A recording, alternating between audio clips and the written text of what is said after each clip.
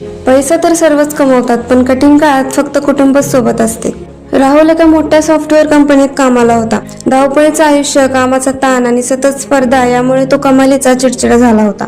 त्याची आई सुलभाताई गावातून त्याच्याकडे राहायला आल्या होत्या. त्या जुन्या विचारांच्या होत्या, त्यामुळे प्रत्येक गोष्टीत त्यांची आणि राहुलची मतं जुळत नसत. आई, तू सतत देवाच्या आरत्या आणि जुन्या गोष्टी सांगत बसू नकोस. मला ऑफिसचं टेन्शन असतं, घरात शांतता हवी असते, राहुल अनेकदा वैतागून म्हणायचा. सुलभाताई काही न बोलता शांतपणे आपल्या खोलीत निघून जायच्या.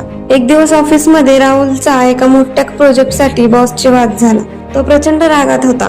घरात येताच त्याचा पाय सुलभाताईंनी हॉलमध्ये ठेवलेल्या तुळशीच्या कुंडीला लागला आणि कुंडी फुटली. राहुलचा पारा चढला.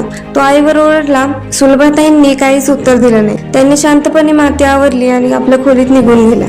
दुसऱ्या दिवशी सकाळी राहुल उठला तेव्हा आई घरात नव्हती. टेबलवर एसटी बसचं तिकीट आणि एक जुनी डायरी ठेवली होती. आई सकाळीच कोणाला न सांगता गावाला निघून गेली होती. राहुलला थोडे वाईट वाटले. त्याने टेबलवरची ती डायरी हातात घेतली. त्याने कुतूहलाने ती डायरी उघडली तर त्या शेवटच्या पानावर लिहिले होते की माझा राहुल खूप दबावाखाली जगतोय. शहरात